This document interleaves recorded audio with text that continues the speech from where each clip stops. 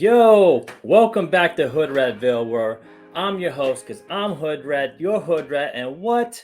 We all Hoodrats trying to dig in them dollar bins, trying to dig in them back bins, looking for those gems, looking for those great investments, looking for those books for our PC so that we can enjoy them, love them, and pass them on to the next generation so we can have fun-loving comic book readers and collectors. But today, we are sort of talking about comic books, but we are talking more about NFTs as comic books, because our community has become pretty polarized around the subject because Vivi has launched all these awesome NFTs. All these NFTs, these Spider-Man #1s, these Deadpools. I think they've launched a ton of awesome books with a ton of rarity to them. But I get a lot of questions. About what is an NFT? What's going to happen to an NFT when this happens? What is a blockchain? I get all these questions because me and my boy Nick, Firestyle Comics, we've been NFT fans since the beginning. We actually love blockchain technology. And I thought it would be good to explain what an NFT is to the comic book community. And if you're not part of the comic book community, maybe this will help you try to, create a narrative and a definition for NFTs that you can share with your friends. And the way I approach this by questions, because this is how I learn. When I ask a question and I'm able to create a narrative for it, then I can apply it and I can explain it better to others. So let's get started with the first question. So question number one that I'm always asked, what is a blockchain? To keep it simple, a blockchain is a public ledger. So Hoodrat, so you tell me a blockchain is a ledger, so what the hell is a ledger? Well, a ledger is simply a list of assets. You can compare a ledger on how you list your comic books, like your list of comic books, your list of runs, with who you bought that comic from, and which we could call that like a legacy list also, and what you paid for it. Imagine if your comic book ledger, your comic book list was this detailed and had all this information. What if it had a list of where that comic book was created and the date of its inception, the printing company it was birthed at, we could call that the blockchain, its first owner, it could have been an LCS, a grocery store in the 1950s, a convenience store in the 1980s like 7-Eleven, and all its owners leading to you, a list of transfers, and how much each owner paid for it as it moved throughout its own history. A blockchain ledger was created for transparency and accountability in regards to finance and assets. Something even more fascinating is that if you can pinpoint a blockchain wallet, that means someone's own personal wallet with their own crypto and NFTs, you can view all their assets, how much they bought or sold that asset for, and who they bought it from or sold it to. In the crypto world, some people have even pinpointed Mark Cuban's wallet, trying to understand what he is buying and selling and to make decisions on how they should invest. The second question homies asked is NFT a cryptocurrency? Is it a crypto coin? My answer to that is no, it is an asset.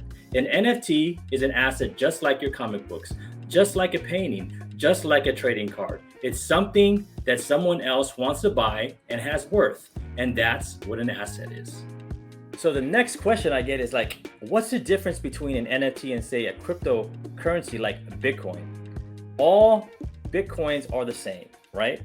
All Bitcoins are the same. If you buy one Bitcoin for another Bitcoin, it's the exact same thing, of the same worth, of the same code, of the same bylaws and the contract. The only difference in Bitcoin is the cost per amount. If you want to buy one full Bitcoin, today at this recording is worth about 44K. If you want to buy two, you times 44 times 2, which is 88K. Plus, Bitcoin is very volatile, to say the least. You never know what the price is minute by minute and day to day. But Bitcoin is old tech. Remember that. Bitcoin is old tech. It's the very first technology created under the cryptocurrency. NFTs are brand new. It is pioneering new technology that one day could change the very way we approach property, ownership, and tangible assets. Bitcoin is what we crypto heads call fungible, which basically means that the asset can be which basically means that Bitcoin can be replaced with the same identical exact Bitcoin asset, and they're always mutually interchangeable. In NFTs, value resides within its uniqueness. All NFTs are created to be unique. NFTs are coded and minted differently, making each NFT created on any blockchain unique and non-interchangeable. Unlike Bitcoin, all NFTs are different from each other. So all those Spider-Man number ones you bought on VV a month ago are all different, with different coding filled with different bylaws and unique contracts. Plus, depending on the issue number you got between 1 and 60,000, and the print of that print run also separates it from its other counterparts. And if you got an uncommon, rare, ultra rare, or a secret, well, you got a very valuable and unique NFT of its first kind. Remember how we define Bitcoin as fungible? Well, each NFT created is non-fungible and its own unique asset with its own bylaws and contracts written within them. The contract encoded in the creation of the Spider-Man number one you bought says legally and transparently that it is its own individual unique asset and cannot be recreated or interchanged for another NFT ever. So let's recap. An NFT is unique. Bitcoin is not. Just think about in terms of a Hulk 181. Not all Hulk 181s are the same, right? Wrong. An ungraded 181 is the same as another ungraded one, basically. Let's be honest. If you say it's graded, if it's a higher grade than another, well, grade it. Once it's graded, a Hulk 181 9.8 is the same as another Hulk 181 9.8. But how about all the lower grades of the 181? Doesn't that make a difference? So let me ask you, how many 9.8s of that Hulk 181 are out there? How many 8.0s? How many 5.0s? How many 4.0, 3.0s? And how many purple labels are out there? Not with an NFT. All NFTs may look the same, but are all unique with their own network, code, legacy ownership, bylaws, and contract written within its code. Each NFT is stamped differently. And if you want to talk about pedigree, well, like we do about some collections, well, that's all written in that as well. What also makes it unique is its number within the collection. If there are 3,000 print run of an NFT of Hulk 181, and you get lucky and randomly get that number 2 of the collection, then you have the second minted Hulk 181 ever created. Even if a company wants to reissue another set of Hulk 181s because the blockchain has a mint and bylaws for each of the first batch of Hulk 181s, the new set will have a new set of codes, bylaws, and a contract minted and stamped within them that cannot match those created in the first batch of those NFTs. The blockchain itself, not the human being creating the code of the NFT, holds all those laws and makes sure all the NFTs are within all the bylaws created within those smart contracts. That is what we call in the crypto world justice and transparency. It didn't always get like this. I always get, yo, you're confusing me, man. Like, what does the word minted mean when you crypto heads talk about it? Simply, okay, I'm going to keep it simple. So simply, if a US dollar is minted by the Federal Reserve or Christian as legal tender of the US government, it is given a stamp of approval by Uncle Sam. You can go buy some soda pop or comic books with it, and people will take it. It's the same thing with NFTs. NFTs get the same stamp of approval from the blockchain or network, whether it be VV, Top Shots, Flow, Ethereum, Cardano, Sol. Well, you know what I mean, and we'll get more into that. Next question. So how many blockchains are out there, Hoodrat? Can't another blockchain replicate the code of an NFT and just make a bootleg one?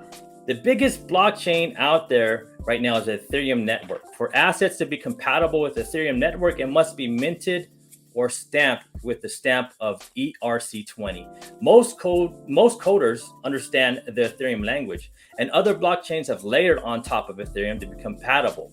So most NFTs currently, but not for long, are Ethereum ERC20 compatible. It's just like how some video games can only be played on Nintendo, PlayStation, or Xbox. Think of those games as being minted by only one of those companies / networks. The internet and network play has made it easier to cross-play on other video game networks, and NFTs will soon be the same way in the future shared language for the use of multiple blockchains. But there are competing blockchains or networks out there.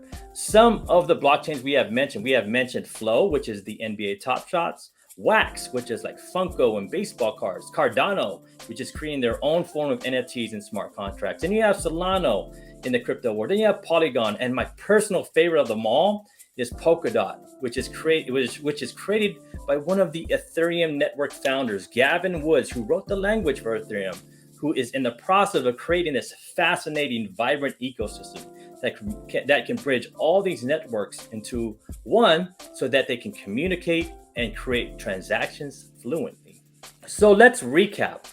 Even if a blockchain tries to create a bootleg NFT, say like that VV Spider-Man #1 that everybody was buying, it will not have the same stamp or mint that the VV network gives that NFT, but it's owned from that blockchain that created that NFT. But what's so cool about that is that bootleg NFT that is created by that bootleg blockchain might take off and have because it's its own unique and minted NFT. It's different from all NFTs ever created, all NFTs. And I personally love me some damn bootlegs. After I explain all of these, then I get this question. Or not question, but I get this statement. Well, I have a gripe with VV. And I want to tell you some of my gripes with VV because I am a blockchain fanatic. I love blockchain and I invest in the blockchains all across the world, all across the metaverse of the internet. Blockchain technology and its assets were created to be decentralized, meaning no one network or corporation can hold or store all its assets, but all the assets are owned and spread around by the nodes and oracles of the blockchain world, not letting one sector get too greedy, like say banks. That is the soul of this technology. So the soul of this technology is decentralization. Say you went, so let's get in, let me give this example of a centralized network. Say you went to your LCS on a new comic book day and bought 5 new comics. You paid for them. You're about to walk out the door and the owner yells at you, "Yo, Hoodrat, you can't leave with your books you paid for. You have to read them here. And once you're done, there's a locker in the back of the shop you have to rent, and you have to leave. You have to leave them there. You have to leave them in that locker. You can read your comic books anytime, Hoodrat, but you have to do it here in my shop. And hey, if you want to resell that comic, you have to resell it in store credit." How crappy would that be? That's centralization. Most popular collector NFT marketplaces are just like this. You have to buy that asset in their marketplace, read it there, and then store it there. You may have a wallet like a VB wallet, but that's all just part of that certain network, that blockchain, that VB blockchain. In addition, you have to sell the book in their currency. In regards to VV, it's called jewels. And then once you sell it, you have to hope that someone buys that marketplace's currency from you in real cash. And this in real cash, in the crypto world, we call that fiat. And if you ask me, that in itself is what you call a centralized network with a lock and key. To me, that's more like a blockchain jail cell. This is what is happening on the VV network now. This is what is happening on the Top Shot networks now. You can buy a comic or a sports NFT, but it's locked within their network, and you can only buy and sell the books in their currency. And then within the VV network, it's called jewels. Remember we discussed ERC20? That's how that's that stamp for Ethereum, right? That means that NFT is compatible with the Ethereum network, which is probably the biggest blockchain right now in the world. The good thing about VV is that each of those NFTs, each of those comic NFTs that they have, they're ERC tokens and Ethereum compatible. VV actually has a real crypto called Omni, and you can get that at Bit4X or other crypto exchanges. In simple terms, a crypto coin is a crowdfunding for a project. Rarity, like anything else in the world of assets, is important when investing in these crowd funds. There are a lot of Omni coins. There are 750 billion each of them. Each Omni coin is worth 5 cents. And no, Omni is not rare by any means. So yo, Hoodrat, why'd you bring up Omni anyway? So this is why I brought up that Omni coin. This is what I would like to see. I would like to see VV allowing its users to convert their jewels into Omni. This will get kind of complicated as my explanation goes. So hold on to your butts. If you can convert your jewels into Omni at an exchange, you can then go to like an exchange, say like Coinbase or Bit4X, and sell it for a US dollar coin or US dollar tether, which that coin matches the US dollar, right? And then you can cash out your USD or USDT, which is US Tether, for actual dollars and send it to your bank and have real money in your hands. But even better yet, I hope Vivi would take care of all that legwork and convert your jewels into dollars. But due to the volatility of crypto, your jewels can be worth $1 one day or 50 cents the other, depending, on where it is. And that's if Vivi actually turns them jewels into a crypto coin. All this centralization is defeating the purpose of the soul of blockchain technology. I want to take all my ERC20 NFTs, that's all of them Vivi NFTs that I got that are comic books, and send them to my Meta wallet. And my Meta wallet is a decentralized wallet of no network, right? Or I want to drop them here on this cold storage where I can keep them in my own storage, off network, offline, just for me, in my possession, free of any corporate or government entities. This would defeat the question of what would happen if you say Vivi closes down. They would probably take all my NFTs with them, or my NFTs would probably disappear. If we are able to store NFT comic books outside of the Vivi network, outside the Top Shop network, outside of the Wax network, into a Meta wallet, into a Dot wallet, into a carbon neutral wallet that is created for decentralization or even a cold storage, right? Then we wouldn't have to worry about companies closing down or going belly up and taking our NFTs with them, and our NFTs disappearing into the abyss of technology, into the abyss of a company, into the abyss of the internet. But this is a real concern of mine, and this should be a real concern of yours until we can truly transfer our comic book NFTs and Top Shot NFTs into a decentralized wallet. Until Vivi, Wax, Flow can do that to me, and this is just my opinion, all these NFTs on all these aforementioned networks are a bunch of half-stepping NFTs, half-ass NFTs. Step up your game. Step up your game, Vivi. Step up your game, Flow. Step up your game, Wax. The crypto world is working on all of this, but for NFTs to really take off, they have to address this for the regular person to understand, including working out gas or transfers on the Ethereum network. But all that is for another public education broadcast. And the next question I get is, yo, Hood, so if you're telling me I have to do all that to get cash and don't have to get them damn jewels, so how am I going to get real money? This is my advice for you to selling your NFTs off Vivi, off Top Shot, and off Wax. Add them to your eBay pages, add them to your Instagram sales pages and auctions, Facebook's auctions, and your whatnot auctions. Make sure you let everybody that wants to bid or buy your NFT have an open account with any of those networks, right? Take your NFTs to shows. Super easy, and that's what's so awesome about NFTs.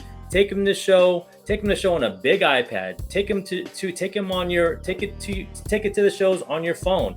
Once someone buys your NFT from you in real cash through PayPal, through Venmo, or cash, and you get that payment, then you can get their username and their address and transfer it to them. Super easy. You get the cash and they get a dope NFT. Avoid the middleman. Avoid the middleman of these networks. And that is what blockchain technology is about.